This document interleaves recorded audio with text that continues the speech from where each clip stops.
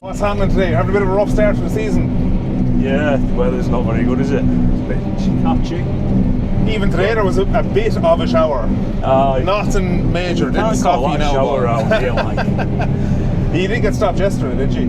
Yeah, got kind of rained off. Stephen tells me anyway, you're the main man for the silage. He went into hiding when he heard there was cameras coming, but he said you were the man anyway. He said he didn't know anything about it. I just wing it, I don't know what I'm doing. So you kind of do the organising of the silage and stuff, do you? Or? No, Steve was all the organising. Organises the jobs now, we just kind of organise ourselves. It's a team effort. Between yourself and Callum on the pit there is fairly involved as well, is he? Yeah, I would say he does more than me. Would you be a John Deere man then? I am now, yeah. Oh, well, you don't have much choice in this yard, I suppose. No, definitely not. Everton John Deere? Yeah, 9 of them. 9 tractors and 2 choppers now. And would you run the two choppers all the time, or is the other one just kind of a backup? Or it's mainly there just for a backup at the moment, but we'll see what happens. Well, we've just got it for this year. You were trying to just talk him into buying you a bigger one instead of getting a second one. Did you just say, look, you just buy me a 9900 and I'll get it done? You need to try. It doesn't work like. No. But still, this machine, 8600, it's fresh enough when it looks of it. Yeah, it's got about 40 hours on it or something. It's fresh enough. As fresh as you're going to get. Tractors then, they're all fairly new within. Yeah, they're all fairly fresh. 145 on its lead and it's just been traded in, I think. There's a 145 and there's definitely 3 155s. There's a 185 there in the rake. Yeah, there's 2 of them. Very fresh looking. Yeah, they just came in the back end. They've both done about 1,000 hours now, I think. Like. I see the rake there as a Pottinger, but I did see a Crone in the yard. Yeah. Are you after switching from Crone to Pottinger, or? Well, we had a Pottinger 2 rotor, and I think the Crone was cheaper, so yeah, I think that was why you got a Crone. I think the Pottinger would have been better, like. We'll wait and see. Probably a bit heavier anyway. Yeah. To be fair, would you notice the difference now, like between them when you're lifting, like one lumpier than the other? Are they much the same? You're going to blame the tether for lumps anyway, like, but. Yeah. I don't know. I've only ever really chopped off the 4-rotor Pottinger. Yeah. I've not really chopped up anything else. The Crone he used to have before the Pottinger was definitely the better one. Well, that's the first 4-rotor Steve's had, the Pottinger. So. And have you been working here long then? Be 6 years, something like that. Long enough, yeah. You've a good stint, don't know. Too long maybe. Oh, we've all been here a while now, I think. I was disappointed now you left all the Brahans back in the yard today and you brought out the K2. Yeah, it's got the wear on from the harvest lab. Oh, she's on a wear, right? Yeah. So what's there? Is there 4 or 5 Brahans, a K2 and a Richard Western or something? Yeah, 2 16-foot Brahms, 2 18-foots. The K2 and the Richard Western. So there'll be men back in Ireland looking at they'll hear that now, and they're very small trailers. But you tell me you need 16 foot some of the places you go. Oh, there's odd places you need them. And 18 foot is kind of like your go-to around here. A few 20s around, like. Yeah, they're just getting bigger trailers about, but most people are kind of 18, 20 foot maybe. Like here today, you only have the one trailer, and then the rest are the farmer and neighbours and stuff like that. But yeah, is that a common thing with you, like, or is that just today, or? Varies. Some places they like to do it as much as they can themselves, and sensible ones just let us get on with it. Yeah, like I see him there pushing up there as well with a 320 JCB. That's the farmers. Yeah, and then you have Callum breaking his neck with the back buck right there. I don't know how he does it. He seems to love it anyway. Yeah. He was having a great time. I heard there might be a shovel could land here one of these days over here. We'll see what happens. Try a JCB. I don't think anyone will be too surprised to see one landed into the yard now shortly enough, will they? No, I don't think so. But he's adamant that even if he had a shovel, he'd still have to have a push-off fork. Yeah, just what he's used to, I think. If it's not silage time, then what do you be doing when you're not in this machine? Spend a lot of time fixing things, kind of maintenance and that, and then just whatever everyone else doesn't want to do, really. And when you say you'd be fixing things now, would you be also the man that broke them, like, or? Some of them. Yeah. It's okay, I can fix it before anyone notices. Yeah. It's the main good thing. Yeah, the slurry is a big thing for you as well, is it? Yeah. So I see there was 4 tanks in the air, there was 2 piping systems. 2 12-metre drill valves for the umbilical. Yeah, I actually see a good few bits around the air there. There was a couple of ploughs, there was harrows, there was kind of a bit of everything. Are you big into the cultivation side of things as well? Yeah, we do a bit of everything really. I see 2 New Holland ploughs in the shed. Definitely the wrong shade of green. Wow. Any hope for blue tractor to match them? No. I don't know, I wouldn't mind trying one of the new ones, like the cabs look quite good in the new ones. Yeah. We'll wait and see. I spot a maize header as well there, so you're obviously chopping maize as well. Yeah, don't do a vast amount of it, just do a little bit. Planting maize as well, or just chop it? Yeah, we drill it as well. We drilled the stuff here. Oh yeah. Maize drills hidden in the different shed. You do it under plastic, so yeah. Yeah, it's not a bad job when it goes right. Bit of pressure on it this year though, with the weather. Yeah, it wasn't the best. Here it was very windy. So how far away from the yard here? We must be 30 miles or more, are we? Or? Be something like that. Yeah, it'll take over an hour to get here on this anyways. Would this be far away for you, or are you travelling them kind of distances all the time? This is about as far as we come. You know, I'm getting stuck today or anything anyway. No, nah. Ground is tender enough though. It's not bad either. I've seen a lot worse. Yeah. There's no half loads or anything, so that's the main thing. I don't know about that one now. There was a couple of loads there now. We're definitely no more than 3/4 anyway. Right, we'll leave it at that. So anyway, it's time for food. That'll do. Important part. Most important part of the day.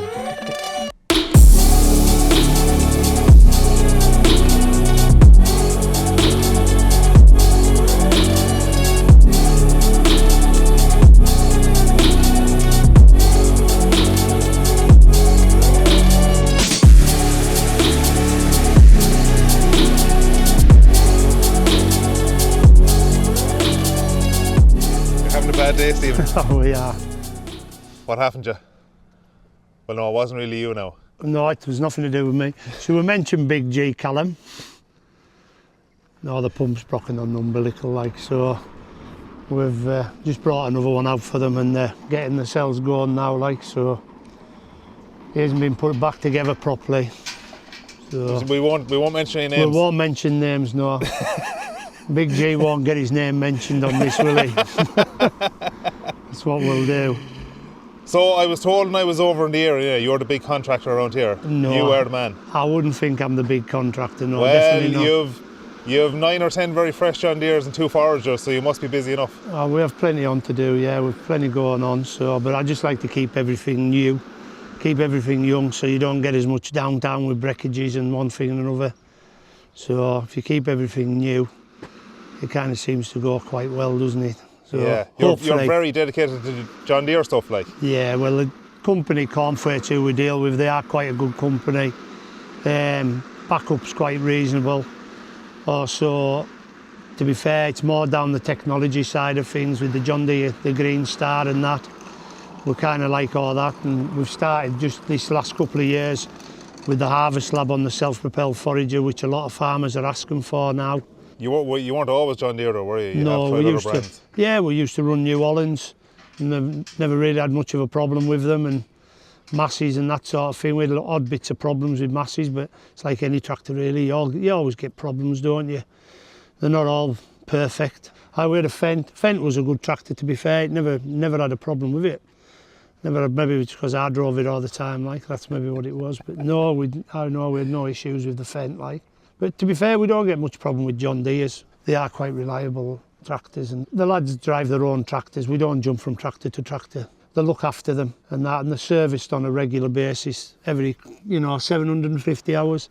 Are they all looked after by John Deere, like your local John Deere dealer? Cornfreights look after them all, because we buy them generally in a bit of warranty with them and that, and as long as they're in warranty, Cornfreights will service them. But, once they come out of the warranty, we kind of tend to look after them ourselves, but normally we've got them traded in and away, like, so. You're trading kind of when they hit the 5,000-6,000 hours? 5,000-6,000 hours, yeah. 2-3 years old, they're generally away down the road, like, we don't have many tractors. My tractor's probably the oldest one at the moment, which is 4-year-old, but I think after that we're 21 plates up to 72 plates, and then we've got a new 23 plate 155 coming, so it should be in another 3 weeks, like, so. You're averaging kind of 2,000, 2,500 hours a year per tractor? 2,500 hours, that's where we're at. That's what we're generally working on now. And then we do have an odd one that does a little bit more. And then your silage trailers, you have the Irish Braun trailers. Braun trailers are a good trailer, well made trailer, but we also have a K2. It's a good trailer, like, it is a decent trailer, but no, the Braun's are good trailers. They're well made. I've got two They'll be the first ones made 2018s or something, 2019s, and I've still got them, and there's nothing wrong with them. Like, there's no rust on them, there's no nothing. Like, and They'll do another 10 years. Oh, they'll do another 2 or 3 anyways, and we'll maybe change them. Like, we've kind of gone down that line with the bronze. They are a good trailer. Like, expensive though now. Everything is expensive now, though, I suppose, isn't it? Everything's expensive, but it's just like anything, really, isn't it? And then you have high spec and red rock tankers in the yard for slurrying. You know, we've always run high spec, and that we've run them since we basically started contracting. This year we've bought a red rock because we had a one on demo and we just liked it. It runs well, travels well, it makes a good job, like, so the lad that's driving it, he likes it a lot, like, so. Yeah, and the high spec, there's nothing wrong with the high spec. They're a good tanker. You know, we just thought we'd have a change and see what we thought of the red rock. Yeah. And a little bit of it was to do with price as well. Like, so it's led a lot of slurry this year already since we got it. Like, so no, it does well. Like, yeah. You have 3 pumps. Have you 3 full piping systems, or is just one spare pump? We have 2 umbilical systems with 12-metre dribble bars, both with flow meters on. And then we're running, we're going to try and run one with a harvest slab on it. We won't get it fitted this year. We have 3 umbilical pumps, HD 35s, Dodas, but we have one that we use for sand. They wear out quite quickly, and that's... So that's a farmer's bedding his cubicles with sand? Yeah, he beds his cubicles with sand. So we have 2 or 3 farms we go to where we just use it. That pump just goes there. It's just for that particular farm. Yeah. But we have one umbilical system out. It's out majority of the time. And then the second one's there just as a backup. Generally in about February, middle of February, we have 2 out for a couple of weeks solid. We're running a TSG 12-metre dribble barn and a Storf, which they're both as much as the same as, like, you know, they're as good as each other really. But we've noticed on the new TSG they've brought the actual droplets where they drop the slurry down onto the ground. They've put an extra 4 or 5 drop points in them to what the Storf has got, so it makes a good job. I see you're just missing a loading shovel out of the yard. Well, you're pushing up everything with a buck rake. We're kind of toying with that idea. We're waiting hopefully we'll get a demo one this year. We've had a Volvo. We had a Volvo last year on demo. Tried a Volvo, is it a 70 on demo. The lad the buck rakes for us most of the time. He quite liked it, just thought he was maybe a little bit too slow on the pit. So we're hoping there's a 419 JCB. We've got a local dealer, got a demo one, so we're going to hopefully get that this year to have a go with, so we'll see where we're at. But I think we're going to look towards probably going to the loading shovel in the next couple of years. And do you reckon you'll be going with a standard fork on loading shovel, or would you still be going for a push-off? No, you'll have to ask him, hey, push-off or standard on your loading shovel? Push-off, I told you. No, he'll have to have a push-off, like, well, that's what we'll buy, like, yeah. And then you're doing cultivation and stuff as well. You're drilling maize, you're ploughing. Yeah, we run 2 New Holland ploughs. We don't do a vast amount of ploughing and drilling. We do a bit. We're getting more and more every year. It's something I've never really kind of pushed. But we run 2 New Holland ploughs, which are just the overhams, a 4 and a 5 footer, which we knew last year. And then we've 2 Amazon combi drills, 1 air drill, 1 box drill. And then we have a couple of Amazon power harrows. So we're probably drilling about maybe 600-700 acre a year, ploughing a little bit more, but we don't shove it, we don't push it, we just comes as, you know, people just kind of ring you up and ask you to do it. But it's something I've never really pushed, like, you know, the slurry job's kind of probably one of our main time jobs and that, and just trying to think what else is in the yard. Pottinger 4-rotor rake. Oh yeah, I see a crone rake there as well. Which do you prefer? Or? We had a Pottinger 2-rotor rake which was due to be changed, and it was just all on price, to be fair. That's all it was. There's nothing wrong. Pottinger gear is good gear. The 4-rotor rake's really good rake. Well, like you say, what is it? Is this its 3rd season? And it's like brand new. The lad that drives it looks after it really well, like, but we had a little problem with our Pottinger rake last year, and it's just starting to get a little bit tired, so we just thought we'd have it changed. And to be fair, Guy Machinery, we bought our butterfly mowers off. They kind of quite good to deal with, and the price was quite reasonably and that, so we just decided we'd go for the big 2-rotor rake, which it rose up in front of the baler, and it'll also do for the second forager. You see, it's big enough for the second forager as well, so it kind of helps out when we need to pull that out of the shed to help us out. They're all much like, you know, the There's no difference. It's all just about price a lot of the time. Well, thanks for chatting anyway. No, thank you very much anyways.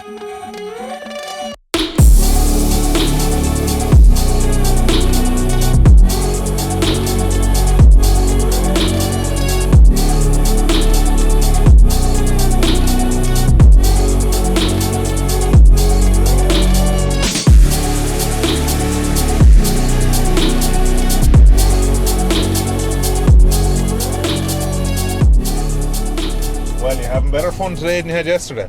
It should be a bit more chilled out, but it hasn't been till now. No, Would you prefer this now over the buck rake and crack? I'd pretty much do anything over silage and like. I don't know how you do that buck rake and crack with the fork on the back. I didn't think there was anybody at that anymore, but it's big over here still, is it? Oh yeah, Yeah. yeah. There would be a couple of shovels kick about, not round here anyhow, not too many, and then be a few with the buck rake on the front, but no, the back's still. The back will still be the big one round here. Do you ever run around the front, even on the 250 or anything? No. No, not really. No, just to get it to a job maybe. If when we say whole cropping or something, take the whole crop header on the back of the tractor and the buck rake on the front. Oh. You can see the front linkage flex with a 10-foot buck rake on the front. If you jumped on one corner, you can see the linkage flex. Yeah. I wouldn't like it with a With a load of wet grass on. No, I think you'd have it snapped off. And what size is that buck rake you were using yesterday? It's a 10-foot Albert Oh yeah. with hard ox tines. So they're like I think they're about 1,450 kilos empty. Yeah, So that's a lot of weight. you get a big load of grass on the back of them, and they can refuse to lift. Like you can bury them. So you had that 320 giving you a hand yesterday. That was the farmer's machine. Yeah, the farmer was on Do you yesterday. reckon you'd have managed way without him? No, I managed it way without him. Like most of the time, I manage on my own, but it was coming in. It was coming in a good pace yesterday, but Yeah, like just you had four trailers on like a real short draw, really like. yeah, and little trailers make it harder as well. See, like if there'd been our own trailers, we'd have only had 3 on, and they'd all been bigger. You get a lot more time. You've got one less person in your way. And then the lads yesterday were all tipping at the one side of the pit. Yeah, and tip wherever's easiest. It's just you've just got to deal with it some days. But no, it was handy having him on the pit yesterday, especially when it started to get into the roof. He would just have that bit more clearance than me for rolling, and he could mess on and roll and get himself underneath the girders, and I was just ready to push still. So you're the main man on the buck rake then? I'll do a good chunk of it, till I get fed up later on in the year, and then I'll avoid the job at all costs. All right. No, I'll do what I have to do. Well, I'll do anything really. I'll do most of the slurry as well, so I'll get away from it. Yeah, you're probably at this all year round really most of the time, right? It's getting that way now, yeah. Like this job was a chop and slurry, and the next one it'll be another 2 days of slurry after it. Oh, so you'll go in, do the silage, and then straight in with the slurry after? Yeah. So what happens then if you're onto another job? Like, will you be buck raking or will you be slurrying? A lot of it'll depend where it is and what's going on. Because Stephen did tell me you and Johnny are like the A team of the slurrying, like. A team of the Ye are the men, like. We just get on well. It's a big thing. No. With each other, like. Yeah. Oh yeah, that helps, alright. I know how he works and he knows how I work, and yeah. we'll have been spreading slurry, the pair of us, for 5 years now, 6 years maybe. You're both working here that long, like? We've been here 4, and then we were both somewhere else before this. Alright. It speeds the job up a lot. We don't go out to break records or anything like. We're just happy away doing kind of average like 1,000, 1,200 cube a day. Nobody complains at that. Yeah. We don't make out that we can go out and shift 500,000 gallon in a day and take over the world, but yeah, this is the same tractor end that you had yesterday on the buck rake. Yeah, same. So you obviously swapped everything over. Like this is your tractor. Yeah, it's my tractor. Yeah. You'll drive this all the time. Yeah, pretty much.